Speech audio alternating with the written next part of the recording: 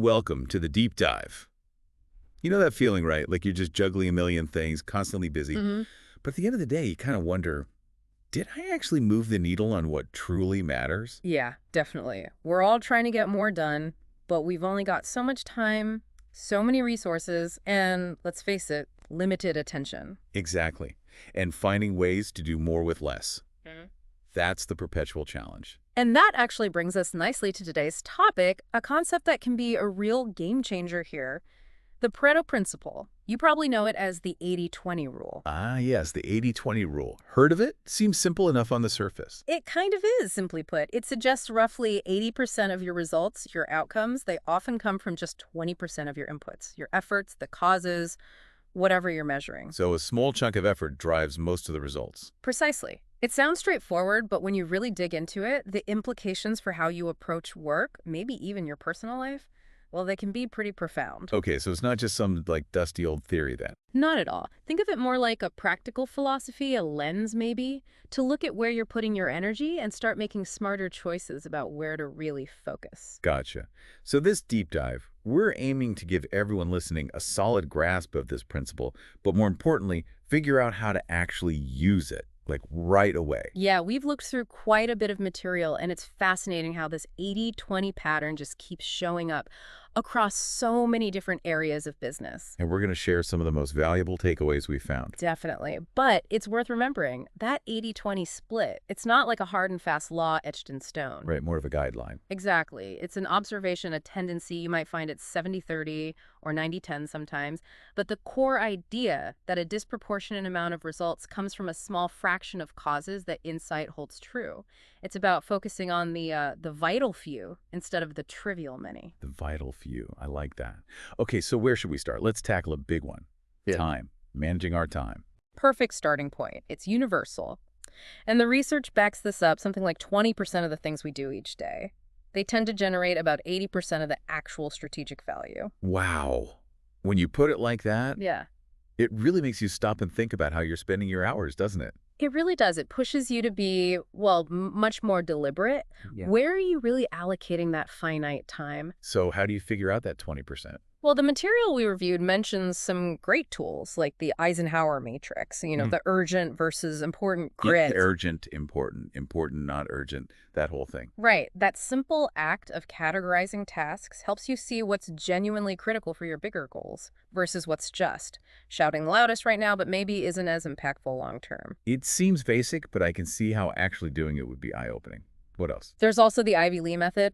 Simple concept. Yeah. End of the day, list the 6 most important things you need to do tomorrow, then tackle them in order. 6 tasks. That forces some serious prioritizing. It really does. Both methods are about consciously pushing your energy towards those high-impact activities. The strategic planning sessions, the tough problem solving, the things that really drive progress. And the flip side is identifying the other stuff, right? The 80% of activities that don't yield those big results. Exactly. The routine tasks. Maybe wading through endless emails, compiling reports that aren't mission critical. Yeah. Things that chew up time without giving a huge strategic payback. And the 80-20 rule would say, automate or delegate those? That's the logical conclusion, yeah. If 80% of your value comes from just 20% of your activities, you want to free up as much time as possible for that top 20%. Makes sense. Did the research have any examples? It did, actually. A good one about an administrator.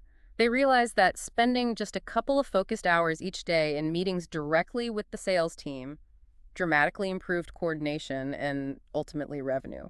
Okay, so direct interaction was high value. Very. Meanwhile, something like reviewing certain operational reports necessary, sure, but less strategically impactful that got delegated. And it worked. It freed up the administrator for those crucial sales meetings. That's a great illustration. It's not necessarily about working more, but working smarter on the right thing. Absolutely. Investing the hours you do have where they'll give the biggest return. Okay, let's switch gears. What about customers? That's obviously vital for any business. How does 80-20 apply there? Oh, it applies strongly. You often find that roughly 20% of your customers, they're responsible for maybe 80% of your revenue.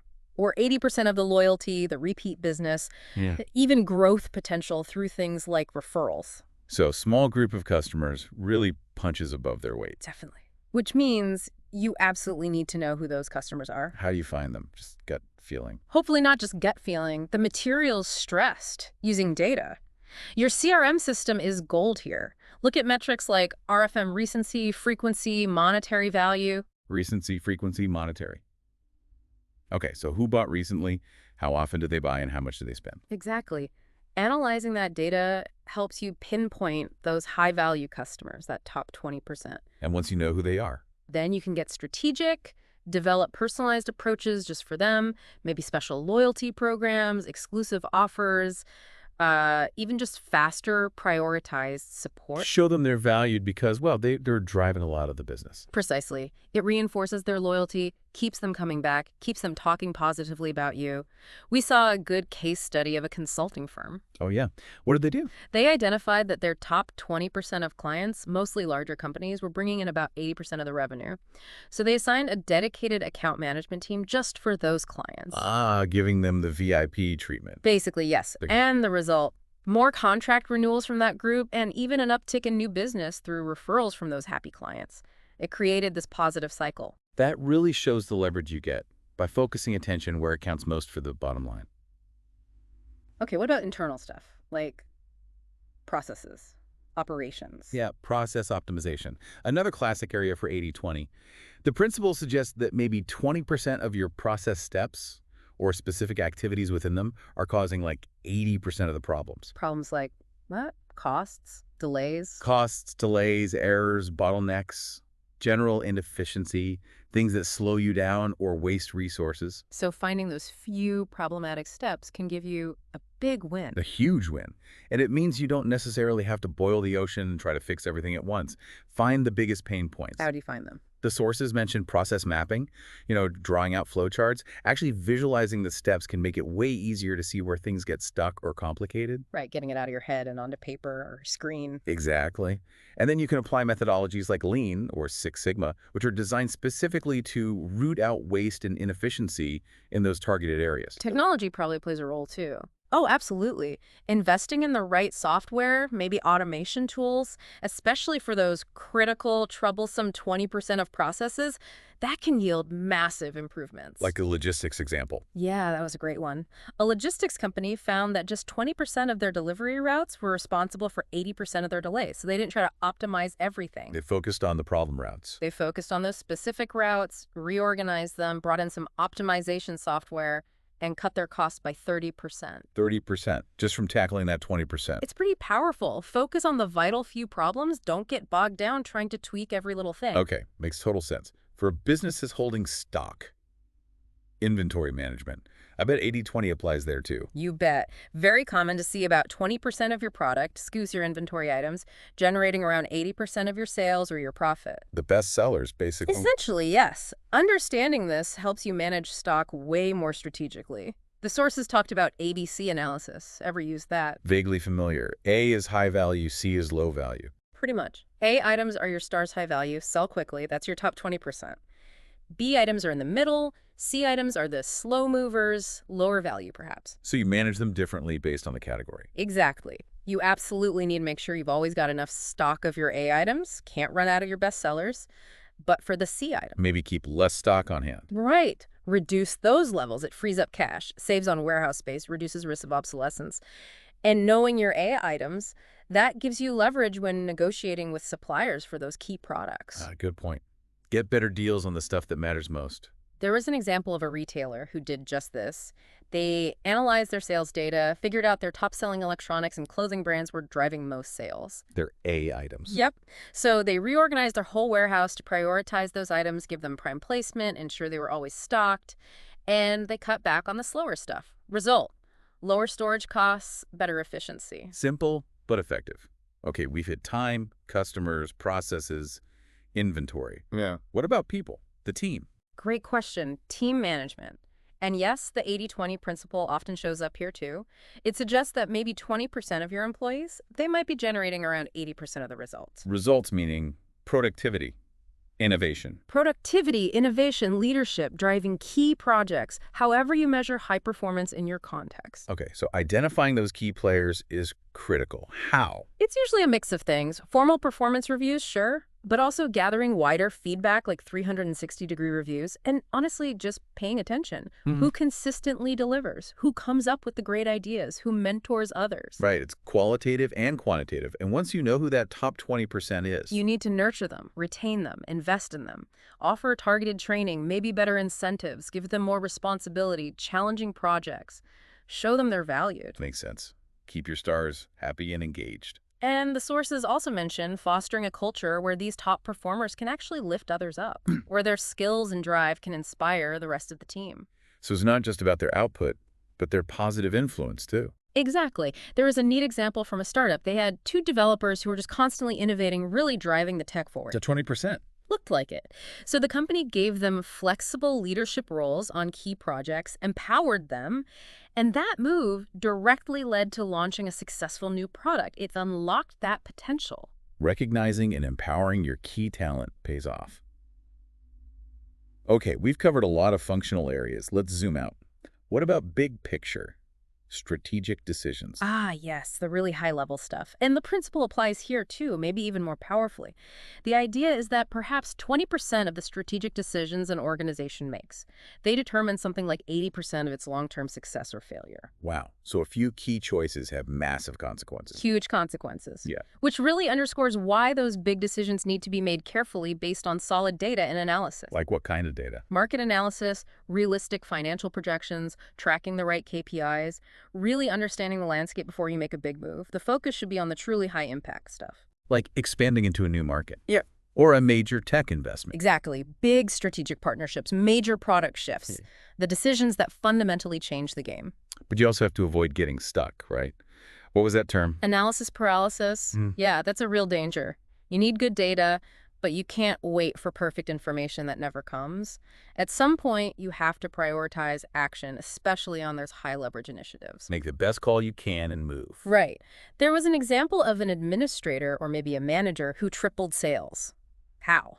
By deciding to focus their entire digital marketing budget on one specific high-potential premium customer segment. Instead of spreading it thin everywhere. Exactly. They didn't dilute their efforts across 10 different channels trying to reach everyone. They made a focused bet based on where they saw the highest potential return, classic 80-20 thinking, and it paid off big time. Identify the highest leverage point and push hard there. That's the essence of it for strategic decisions. Okay, this is all making a lot of sense conceptually. We've seen how 80-20 works in time. Customers, processes, inventory, teams, big decisions. But for people listening, the big question is, okay, how do I actually do this? How do I start applying it? Excellent question. And the material we looked at had some really practical, actionable steps. Things anyone can try. Perfect. Let's run through some of those. Where's a good place to start? A really good first step is a time audit. Seriously, just track your activities for a week. Write down what you're doing. All right, track everything. Then what? Then look at that list and try to classify each activity by its impact. Is it high impact towards your main goals? Medium? Low? Be honest. I can already imagine finding some surprises there. Almost certainly. This exercise usually shines a bright light on those time-sucking, low-impact tasks and helps you see the 20% of activities that are actually driving your results. Okay, time audit. What's next? Look at your customers. Use your CRM data, sales records, whatever you have. Find that 20% generating 80% of the revenue or profit or whatever metric matters most. Identify the VIPs. Exactly. Yeah. And then plan one specific action to strengthen that relationship. Maybe a personalized outreach, a special offer, just something to show you value them. Makes sense. Focus on the core. What about processes? Pick one operational area, maybe one that feels inefficient or causes headaches. Try to map out the process like we talked about earlier. Draw the flow chart. Yep. Then analyze it. Try to spot the 20% of steps causing 80% of the delays or errors or costs. Once you think you've found them, brainstorm ways to optimize just those specific steps. Create a little improvement plan. Tackle the bottleneck. Okay, Right. if I have inventory. Do that ABC analysis we mentioned. Classify your products, ABC. Then adjust your stocking and maybe even your warehouse layout to prioritize those A items. Make sure they're always available and easy to access. Cut back on the C's. Optimize the stockroom based on sales velocity. Got it. Team. Team evaluation. Gather feedback, maybe formal reviews, 360s, look at performance data to identify your key contributors, those high performers. Find your 20%. Find your 20%. And then, crucially, acknowledge their contribution. Talk to them. Offer them a personalized development plan, maybe a new challenge. Invest in keeping them motivated. Recognize and reward the top talent. Okay. Strategic decisions. Look back. Yeah. Review the big decisions made over the last year or so. Which ones really moved the needle? Which ones had the biggest positive impact? Learn from your successes. Exactly. Understand why they worked and use that logic to help prioritize future decisions. Focus your strategic energy where it's likely to have the most impact based on past experience. That's smart. Anything else practical? Yeah, a couple more. Consider boosting your data skills. Learning tools like Excel, Power BI, Google Analytics, whatever's relevant for you. Being comfortable with data makes it much easier to find these 80-20 patterns in the first place. Become more data literate. Good advice. And finally, remember, this isn't a one-and-done thing. The business world changes. Your priorities might shift. So make it a habit. Maybe once a quarter, pick one of these areas: time, customers, process, and rerun the 80-20 analysis. Stay current. Keep calibrating your focus. Okay, that's a great list of actionable steps. So if we pull it all together, the core message here, the big idea behind Pareto, it's really about intentionally focusing on that 20% of inputs or efforts or causes, the ones that are generating the lion's share, like 80% of your results. And doing that leads to, what, better efficiency? Better efficiency, definitely. More impact because you're working on the things that matter most. And honestly, probably more professional satisfaction because you feel like you're actually making progress on the important stuff. Instead of just spinning your wheels on the trivial many. Exactly. It's about shifting from trying to do everything to strategically doing what truly counts. And the research highlighted, what, 3 keys to making this work? Yeah, 3 things seemed critical. First, rigorous analysis. You have to actually figure out what that vital 20% is. That takes effort. Can't just guess. Right. Second, disciplined prioritization. Once you know what's important, you have to stick to it. Avoid getting constantly distracted by urgent but unimportant things. That takes discipline. Saying no to the less important stuff. Or delegating it, yeah. And third, adaptability. Things change. What was critical last quarter might not be this quarter, so you need to be willing to reassess and adjust your focus. Analysis, discipline, adaptability. Got it. Fundamentally, it prompts that reflection, In your job right now, what is that 20%? What's the small set of efforts that could have the biggest positive impact on your team, your clients, your organization? That's a powerful question to really sit with. Yeah. So this whole deep dive, it's really about providing a framework using this Pareto idea to manage more strategically, more effectively. Absolutely. And maybe as a final thought for everyone listening, as we wrap up, just ask yourself that question again. What is the one thing, that single 20% effort, if you really focused on it right now, what would give you the biggest positive result? Identify that 1/3. Identify it. And Go take action on it.